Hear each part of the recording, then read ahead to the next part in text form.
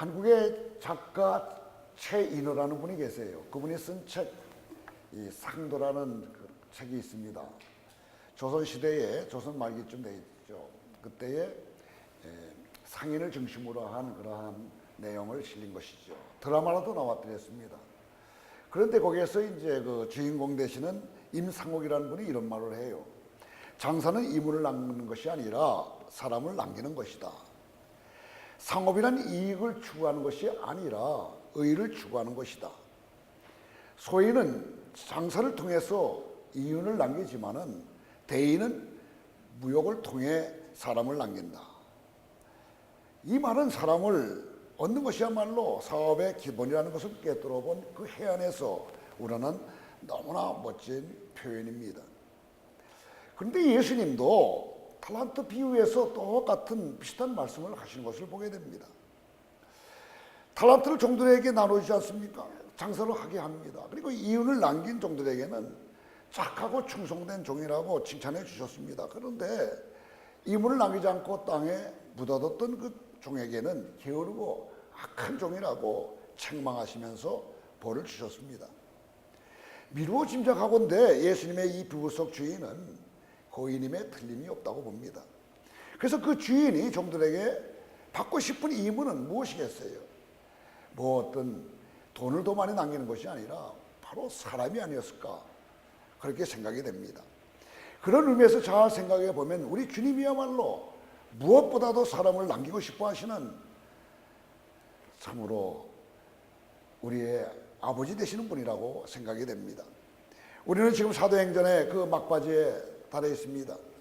사도행전은 성령 강림으로 시작합니다. 그리고 주님이 성령을 통해 사용하시는 성령 행전이라고 해도 과언이 아닌 것이지요. 그리고 이러한 성령 행전의 한가운데에는 다른 무엇도 아닌 이 사람들이 들어있는 것을 우리는 발견하게 됩니다. 어떤 사건도 어떤 조직도 어떤 이야기도 아닌 바로 성령의 사람들이 살아서 퍼득거리고 있는 그것을 우리는 발견하게 됩니다. 그렇다면 그 살아서 움직이는 사람들은 과연 어떤 사람들일까? 그들은 예수 그리스도를 통해서 구원을 받고 완전히 변화된 사람들인데 변화와 더불어 예수 그리스도께 인생 전체를 완전히 헌신한 사람들입니다. 그러면 사도행전의 성령을 통해서 주님의 이 문으로 남겨졌던 사람들 구체적으로 어떠한지를 살펴보도록 하겠습니다. 맨 먼저 그룹의 사람들은 베드로를 중심한 120명의 증인들입니다. 그들은 평범한 사람들이었어요. 그들은 예수님이 부활하신 후에 예수님의 그 말씀에 순종하면서 예루살렘을 떠나지 않고 마가의 다락방에 모여서 성령이 임할 때까지 기도하는 사람들이었습니다. 한 열흘이 지난 후에 성령님께서 강하게 임했습니다. 그때 120명의 모든 사람들이 다 성령의 충만함을 받았어요. 그래서 그들은 완전히 사람이 변화가 되었습니다. 그래서 그들이 하나님께 헌신하는 그러한 사람들로 변화가 되었다는 것입니다. 이들은 곧 자신의 인생 전체를 주님께 헌신합니다. 그리고 사도들과 더불어서 아름다운 공동체를 형성했던 사람들입니다. 그들이 예루살렘 교회의 초창기 멤버들이었습니다. 즉 그들은 어떻게 합니까? 서로 물건을 나누어 쓰면서 한 마음으로 서로 사랑하고 섬겼던 예루살렘 공동체의 멤버들이었습니다. 두 번째 사람들, 그룹의 사람들은 주님의 지상 명령을 따라서 복음을 땅 끝까지 전하기 위해서 목숨을 걸었던 복음 증거자들이었습니다. 이 그룹에 속한 사람들로서는 스데반과 일곱 집사들이 있습니다. 그리고 안디옥 교회를 중심으로 한 바나바와 바울이 있고요. 그리고 그들 때문에 믿게 된 여러 소아시아의 교인들이 거기에 내포되어 있습니다. 그러니까 디모데라든가 에바브라드, 브르스길라와 아글라, 또 가이오 같은 사람들이 바로 이 두 번째 그룹에 속한 사람들인 것입니다. 이렇듯 사도행전 전체는 온통 성령 충만한 사람들로 가득 찬 책이라고 표현해도 과언이 아닌 것입니다. 물론 그들은 모두 문화적인 배경과 출신, 또 나아가서 기질과 성격과 학문의 정도가 다 다른 사람들입니다. 또한 그들 중 어떤 사람들은 리더로 일했고 또 다른 사람들은 평신도로 섬기는 사람으로 임했던 것을 보게 됩니다. 그런데 이들을 잘 살펴보게 되면은 누구나 할 것 없이 똑같은 공통점이 한 두 가지가 발견되는 것을 우리는 보게 됩니다. 첫 번째 공동점은 그들 모두가 서로 다르지만은 그들 모두가 다 예수 그리스도께 온전히 헌신된 사람들이라는 것입니다. 자, 그렇다면 이와 같은 그들의 온전한 헌신은 어디에서 나오는 것일까? 그것은 다름 아닌 예수님에 대한 뜨거운 사랑에서 비롯됐다고 볼 수 있습니다.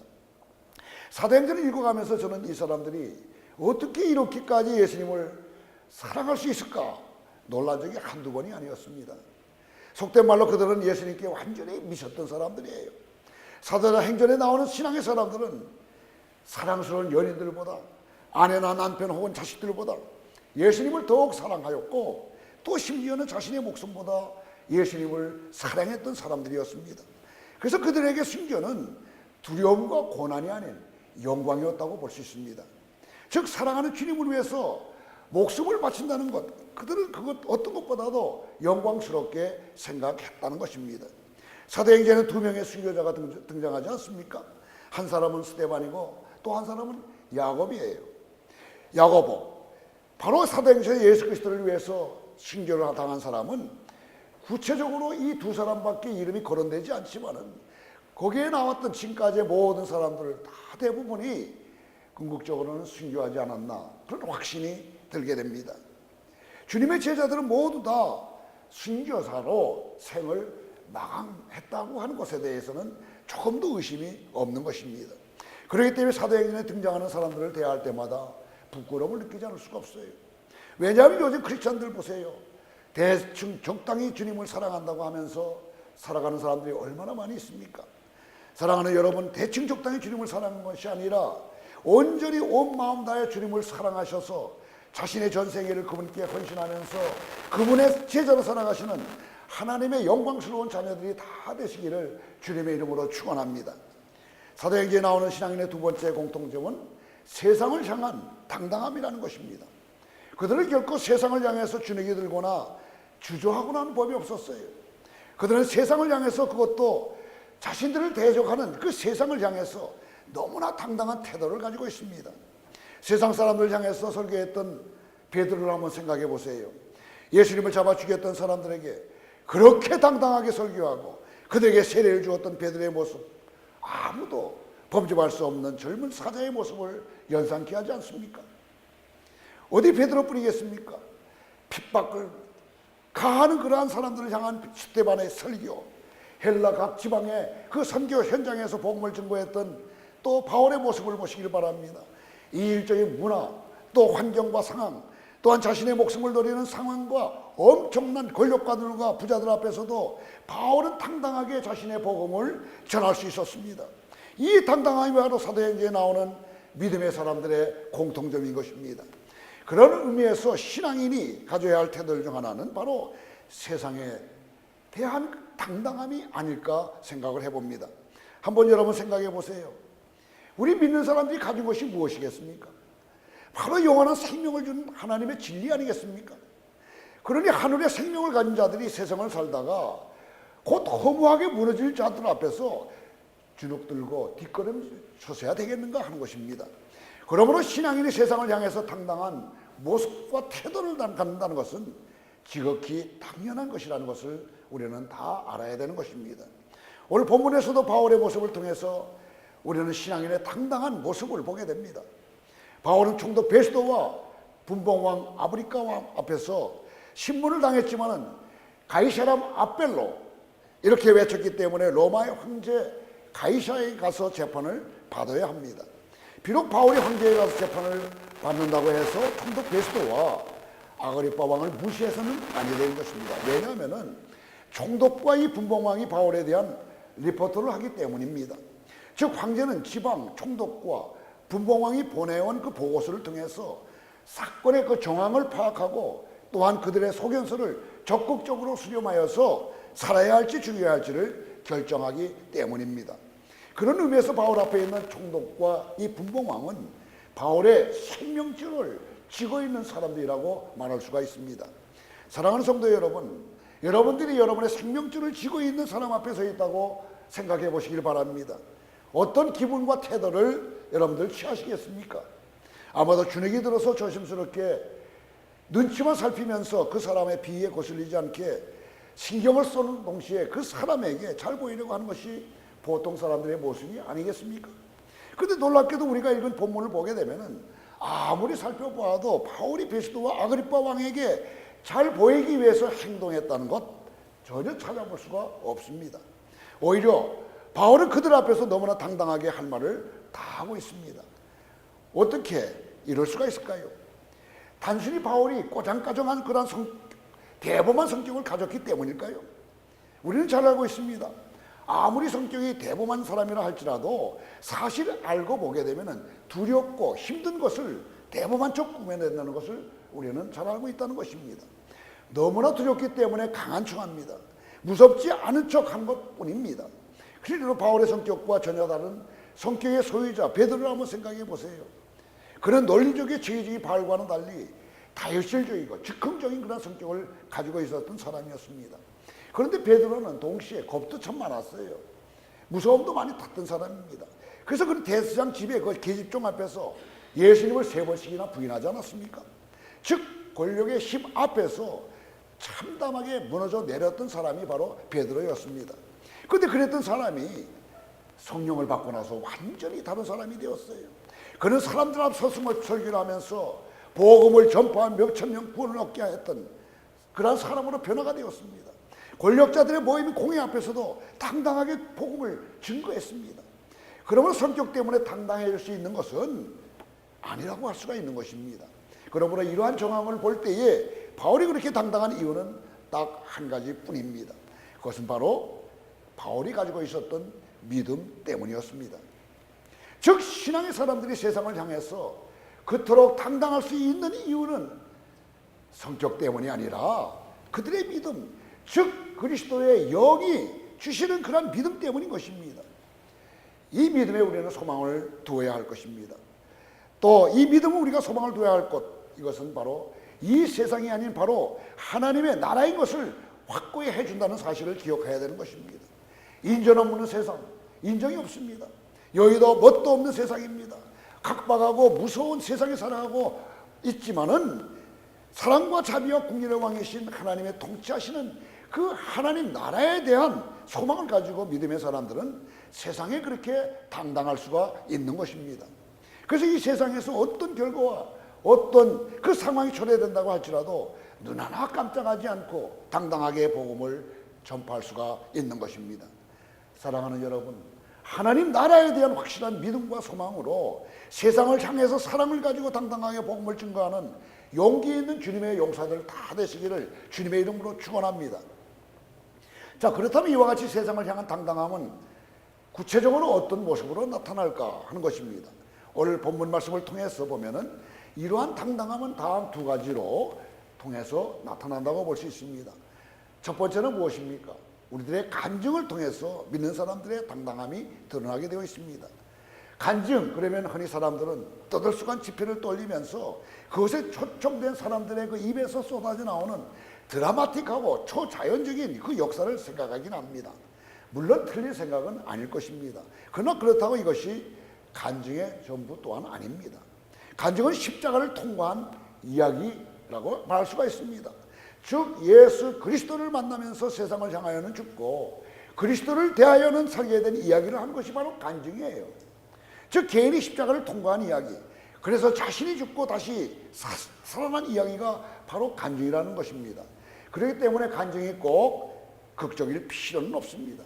중요한 것은 자기가 십자가에서 죽은 이야기를 꼭 해야 된다는 것입니다. 오늘 본문 말씀의 9절서부터 23절까지에서는 정말 바울의 위대한 간증의 내용이 기록되어 있습니다. 이 바울의 이야기는 사도행전만 거의 비슷한 내용으로 3번 기록되어 있습니다. 그런데 이 간증이 아무리 많이 들어도 질리지 않고 그토록 위대한 간증인 까닭은 무엇일까? 내용이 드라마틱해서일까요? 물론 예수님을 믿는 사람들 잡아 죽이겠다고 예수님을 핍박하던 사람이 예수님을 만난 후 180도 달라져서 오히려 예수님을 전하는 선교사가 되었다는 그 내용은 드라마틱합니다. 그러나 이 간증이 위대한 이유는 드라마틱한 그 내용이 아니라 오히려 바울이 가진 감정, 고집, 종교적 자신감과 열정이 예수님을 만나 십자가에 다 못 박혔다는 내용 때문인 것입니다. 처음 바울의 회심 이야기는 누가를 통해서 역사적 실제로 이야기되어 나옵니다. 그 후 두 번은 바울의 입을 통해서 나온 간증입니다. 물론 바울의 입을 통해서 나온 간증 두 개는 서로 똑같지 않아요. 전하는 상황이나 듣는 대상에 대해서 바울은 약간씩 다르게 간증했습니다. 오늘 본문에서 하고 있는 바울의 간증은 당대 그것에서 가장 권력이 있는 사람들 앞에서 했다는 것입니다. 그런데 권력층 앞에서 간증을 하고 있는 바울은 그 전에는 하지 않았던 이야기를 몇 가지 새롭게 부연시키는 것을 봅니다. 그 중에 가장 두드러진 것이 14절에 나오는 말씀입니다. 14절 말씀을 같이 읽도록 하겠습니다.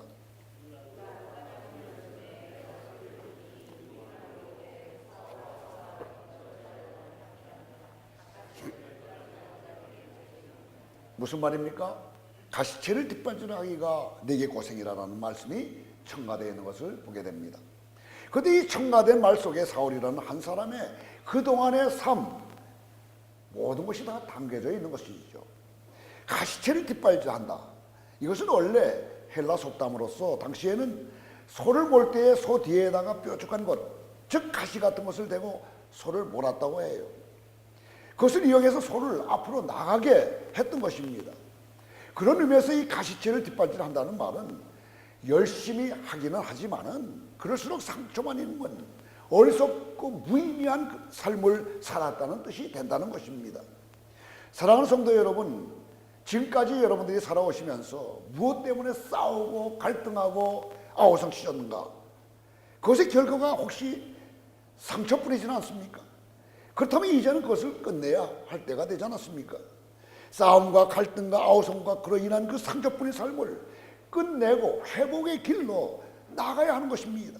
그렇다면 어디서 가시체를 뒷받침하는 것처럼 상처뿐인 인생을 끝낼 수가 있겠는가 하는 것입니다. 그것은 오직 십자가뿐입니다. 십자가에서 모든 싸움과 갈등과 아우성과 원인인 나의 욕심과 욕망과 헛된 자식을 모두 못 박아 더 이상 가시체를 뒷받침하는 어리석음을 범치 않아야 할 것입니다.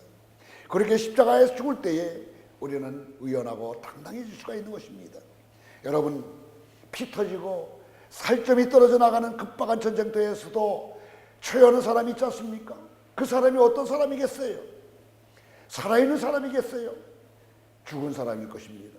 죽은 사람은 아무리 빗발치는 총탄이 오고 간다 하더라도 조용할 수밖에 더 있겠습니까? 아무리 어떠한 상황 속에서도 힘을 알아치지 않고 끔찍하지 않고 어떤 상황에도 초연할 수가 있는 것입니다. 그러므로 세상이 제 아무리 난리를 치고 아우성을 친다고 해도 십자가에 자신을 못 박은 사람은 언제나 초연하고 담당할 수가 있다는 것입니다. 그리고 십자가에 자신을 못 박은 사람들은 자신의 이러한 경험을 간증을 통해서 당당히 드러내는 것이죠. 그러므로 우리는 세상에 당당해지기 위해서 시시때때로 우리들의 간증, 이것을 점검해 볼 필요가 있습니다. 세상이 두려워지고 세상에 자꾸만 비굴해지려고 하는 것은 우리의 간증이 흐려지고 있기 때문입니다. 그럴 때 우리는 다시 한번 십자가를 통과한 이야기, 즉 간증을 확실히 해야 하는 것입니다. 내가 언제 주님을 만났는데, 내가 어떻게 변화됐는데, 내가 이 삶을 이렇게 살면 되겠는가? 이걸 점검해 볼 필요가 있다는 거예요. 그러므로 여러분, 십자가에 못 박힌 생생히 살아있는 간증의 주인공이 다 되셔서 세상 앞에서도 결코 흔들림 없이 당당히 살아가시는 하나님의 영웅들이 다 되시기를 주님의 이름으로 축원합니다. 두 번째로, 믿는 사람들의 세상을 향한 당당함은 비전을 통해서 나타납니다. 비록 십자가에서 자신을 못 박았다고 해서 우리의 삶이 시체와 같은 삶은 결코 아닙니다.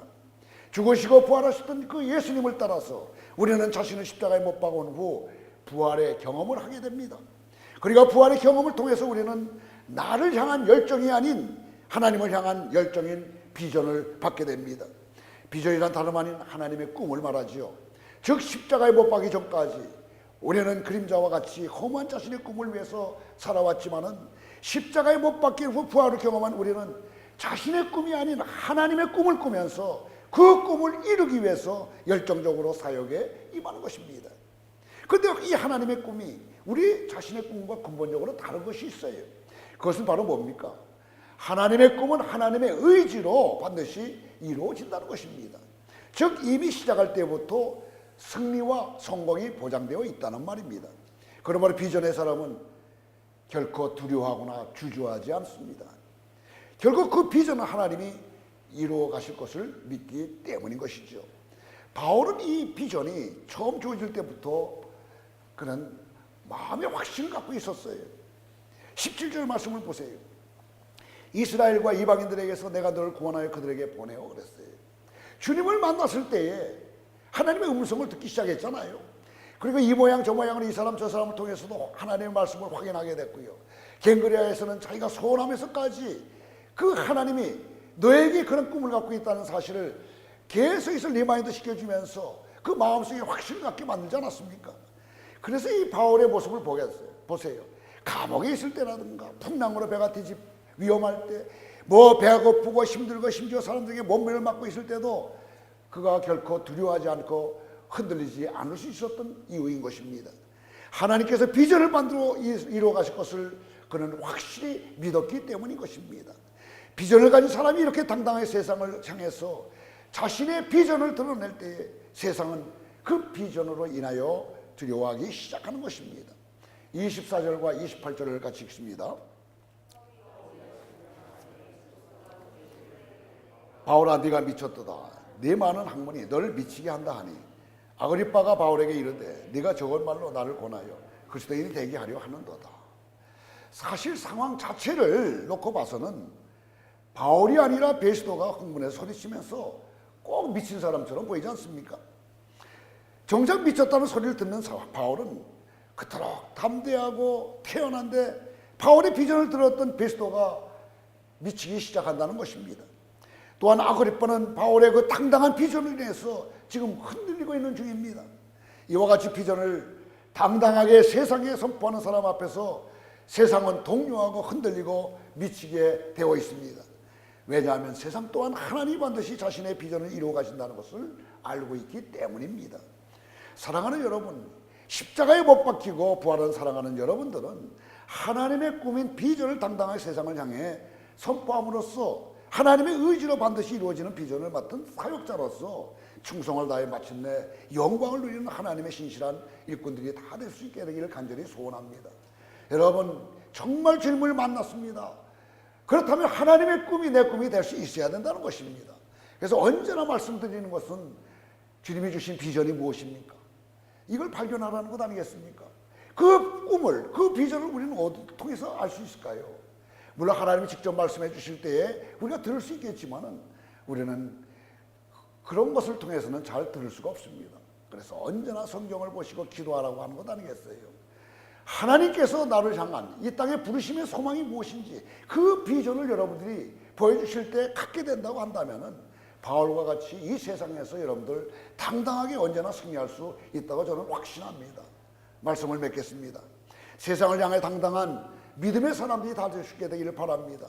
십자가에 자신을 못 박은 감정을 드러내심으로써 또한 하나님의 비전을 선포하면서 그것을 위해 열심히 충성함으로 세상을 향해서 당당한 믿음의 사람들이 다 되시기를 간절히 소원합니다.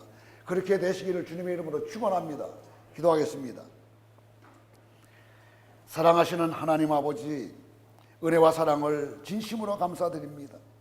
한 영혼 구하기를 무엇보다 기뻐하시는 아버지의 마음을 헤아리길 소원합니다. 우리에게 아버지의 마음을 헤아릴 수 있도록 성령의 충만함을 허락하셔서 세상을 향하여 당당하게 자신의 간증을 드러내고 하나님의 비전을 이루어드리게 하옵소서. 예수님의 이름으로 기도드리옵나이다. 아멘.